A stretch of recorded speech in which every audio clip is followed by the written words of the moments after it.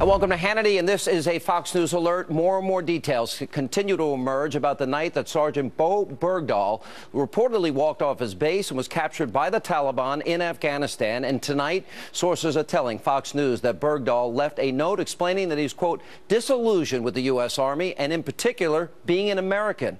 Now, earlier today, despite the growing questions about the circumstances surrounding Bo Bergdahl's capture in 2009, President Obama, he defended his administration's decision. Let's take a look.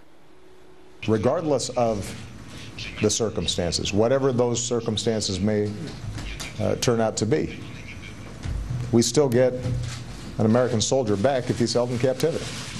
Period. Now, President Obama is in Poland on a 4-day European trip, and for more reaction, we turn to Fox's own Ed Henry. He's traveling with the commander-in-chief today. Ed.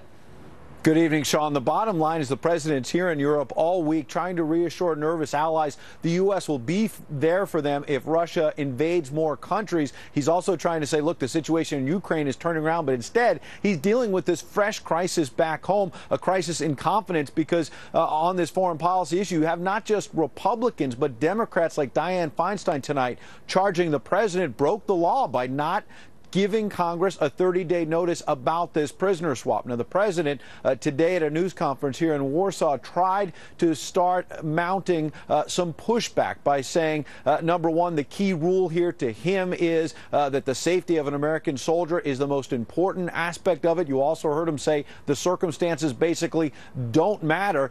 He went on to say that even if these 5 Taliban commanders wind up back in the battlefield, the administration will hunt them down. But Republican John McCain said that's a curious way to run foreign policy. Listen.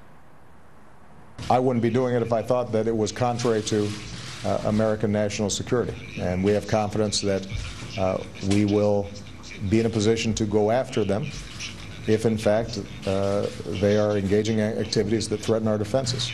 I don't think the American people want their lives of their men and women in the military at risk on the premise that we could go after them again. Is that the American national security policy? In fact, the Washington Post ABC News out with a new poll today suggesting the president's handling of foreign policy has dropped down to an all-time low of just 41%. Add on top of that, this fresh crisis. Bottom line is you have the top 2 senators on the Intelligence Committee, Republican Saxby Chambliss, but also, importantly, Democrat Dianne Feinstein saying they were not notified in advance of this swap. They believe the law was broken, particularly Dianne Feinstein saying she's gotten a letter of apology from the administration after the fact, but she and other lawmakers are going to be digging in, trying to get more answers to these questions, Sean. You know, Ed, I noticed today that, first of all, the Dream Team, the Taliban terrorists, they seem to be received as heroes. They seem to be running free. I don't see them in shackles. I don't see them in prison. And more importantly, the president today did contradict Jay Carney's statement from yesterday, which was that, hey, they're not a threat. The president acknowledged they're a threat. The recidivism rate is, in fact, high when we release these prisoners. Sean, the president himself at this news conference said something extraordinary. He said he realizes these 5 prisoners may go back to launch jihad, but said that the U.S. will be monitoring them basically and will stay on top of it. The problem, among others, is that a senior Gulf official today told Reuters after hearing that statement from the president, in fact, these prisoners are going to be moving freely around Qatar, the country that is in the middle here, that getting the prisoners released from Guantanamo Bay, the U.S. prison there, number one. And at number 2, after a year, they're going to be able to leave Qatar. And in fact, this senior Gulf official today saying that these 5 Taliban prisoners can actually, in a year, go back to the battlefield in Afghanistan, which would be a remarkable turn of events. All right, Ed, thanks so much, and especially for getting up so early in the morning for us. We appreciate it. And we now turn to Fox's own Jennifer Griffin, and she's standing by tonight at the Pentagon with more details about this note that Sergeant Bergdahl left the night that he walked off the base in Afghanistan 5 years ago. Jennifer. Well, Sean, according to members of Bergdahl's unit, there was a letter left behind by him in which he talked of being disillusioned with the U.S. Army and wanting to renounce his citizenship. That is the characterization of the letter by those who have seen it. The letter has not been provided to us, and some U.S. military officials who have been briefed on the Army's 15-6 investigation, which was completed in 2010, say they are not aware of any letter. That investigation did conclude, however, that Bergdahl willfully walked off Bergdorf base. The Army has reached out to former members of Bergdahl's unit to question them again as part of a new investigation announced by the Army Secretary today. And the chairman of the Joint Chiefs of Staff said today he would not rule out investigating Bergdahl for desertion. However, General Martin Dempsey, in a Facebook posting, urged people not to rush to judgment. Quote, "In response to those of you interested in my personal judgments about the recovery of Sergeant Bo Bergdahl, the questions about this particular soldier's conduct are separate from our effort to recover any U.S. service member in enemy captivity. This was likely the last best opportunity to free him. As for the circumstances of his capture, when he is able to provide them, we'll learn the facts. Like any American, he is innocent until proven guilty. Our Army's leaders will not look away from misconduct if it occurred." Bergdahl has not yet spoken to his parents, Sean, and General Ray Odierno, the Army chief, has not issued any statements since Bergdahl's release. Sean? Yeah, and Jennifer, two very odd things. One, the father said, well, I don't think my son is used to speaking English, and he spoke to him in what he thought was the language he would understand, which was a form of Arabic.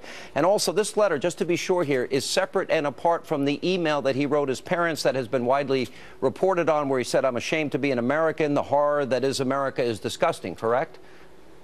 That is according to his unit mates. But again, it was not part of that large Army investigation that took place in 2010, Sean. All right, Jennifer, as always, thank you so much. And a senior defense official confirms to Fox News tonight that at times the military did have, quote, good indications about where Sergeant Bergdahl was being held by the Taliban. But according to a report in the Washington Times, quote, special operation commanders repeatedly shelved rescue missions because they didn't want to risk casualties for a man they believed to be a deserter. And let's not forget, 6 soldiers at least lost their lives searching for Sergeant Bergdahl. Joining me now is the reporter who broke that story in the Washington Times, is Guy Taylor. Guy, thanks for being here. What can you tell us about it?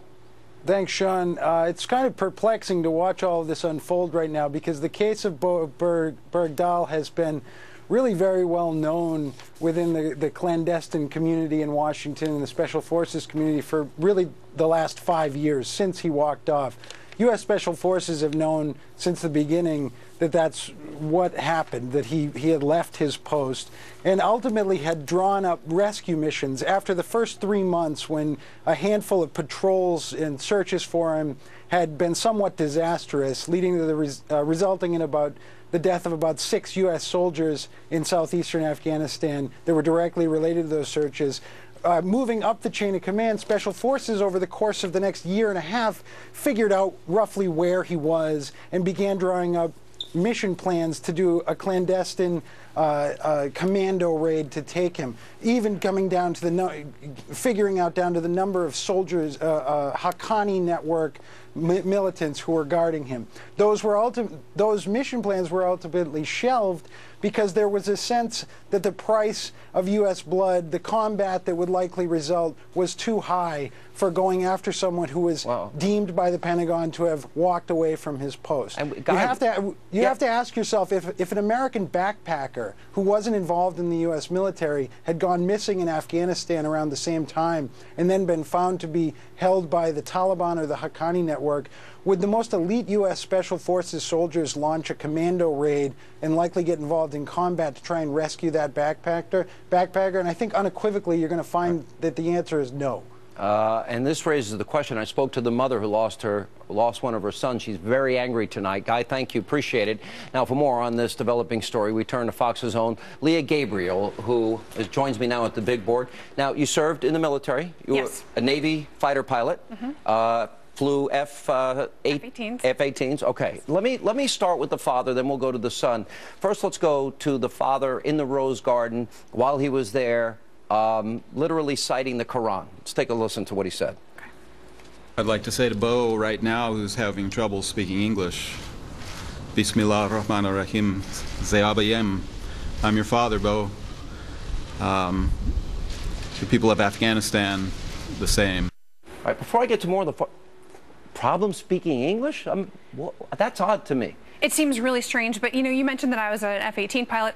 I also served as an intelligence operator in Afghanistan with SEALs in an area north of where Bergdahl was actually picked up. And so I have had some experience working with the Afghan people. So I do kind of understand a little bit about he may have been trying to kind of just show some solidarity throughout this time with the Afghan people in learning this language. At this point, his son's released. Right. And he also went on to, use a phrase that thanked Allah in all of this. That to me was odd. At the moment, his son is free. So it's odd. It may be misguided. We just don't really know what was in his head. This is a father who's been missing his son for many years. He says that he was just trying to relate to his son. So at this point, I'm kind of waiting to hear more as to what he's going to say. Maybe that's more applicable. Let's go to 2011, and he put together a video. In this, he mentions again the Quran, Assalamu alaikum, a number of times. Here's part of what he said. Strangely to some, we must also thank those who have cared for our son for almost 2 years. Mullah Sanjin, the Haqqanis, and others who have played a role in sheltering the American prisoner. We know our son is a prisoner and at the same time a guest in your home. We have wept that God may show his beneficence, his mercy, and that his peace may come upon the people of Pakistan. Assalamu alaikum. Tare me shibo. Assalamu alaikum. And earlier he said, you have lost much, and I feel sorry for your loss. But the loss he's talking about are those terrorists that want to kill Americans. This seems very upsetting, and for anybody who has lost a child that was on a mission that potentially was to recover him, it's very upsetting, and there needs to be some sensitivity here. But I will also say that these videos he's making are propaganda, just like the videos that were made of Bo Bergdahl by the Taliban. Those are propaganda. So that would be applicable to 2011, but not necessarily the Rose Garden, right? Right. The Rose Garden's a different scenario. I mean, we just don't know what has happened with this father. It seems as though he's kind of gone native in this effort to get his son back. Well, then he tweeted a post just days before his son was released, knowing this coming, where he says, "I'm still working to free all Gitmo prisoners. God will repay for the death of every Afghan child." Yeah. And I'm reading this and I'm thinking, what about every American that lost their life in this effort? Absolutely, and this has got to be very offensive to people who've lost their children, their fathers, their husbands, their brothers, their sisters. This has got to be very offensive to them. It's certainly to anyone who's served. It's offensive to see this. Again, I just go back to, this is a man who lost his son, and I just, I'd be careful to criticize him too hard for any efforts that he made to get his son back. All right, let's go to the email that he sent to his parents. We'll put it up on the screen here. And this is in June of 2009. The U.S. Army is the biggest joke the world has to laugh at. It is the army of liars, backstabbers, fools, and bullies.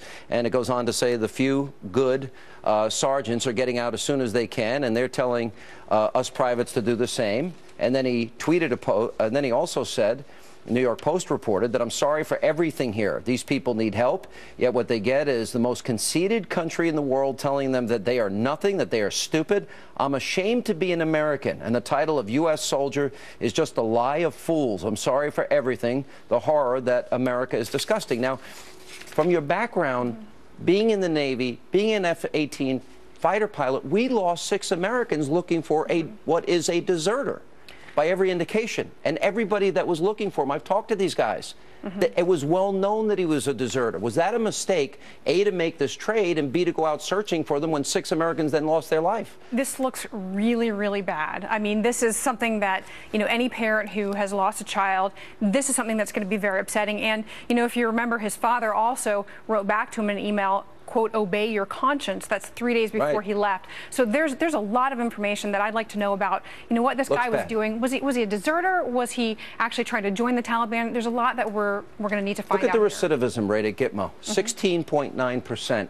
And these are the hand-chosen 5, as we call the dream team. Right. And the recidivism rate is that high. And this is one of the biggest questions I have, is why these 5 people for him? I mean, there really needs to be some very solid evidence for the decision, why they decided to give up these 5 guys. I spoke with a former CIA officer that I actually served with in Afghanistan today, who said this is such a problem because we worked so hard to find these guys, to capture them, to keep them off the battlefield. People died finding them. Exactly, and for them to go right back out there. Well, put these 5 back up. A year's nothing. My prediction, and I pray that I'm wrong, My prediction is all 5 of these go back to the battlefield. That's why they were hand-chosen by the Taliban. Leah, good to see you as always. Thank you so much. And all your service, too. It's really impressive. And coming up was Sergeant Bergdahl. Was he a deserter? And coming up next, you're going to hear directly from someone who served alongside him in Afghanistan. Plus, you'll also hear from Beau's roommate and former dance instructor. They'll join me coming up next. That and much more as this busy news night on Hannity continues straight ahead.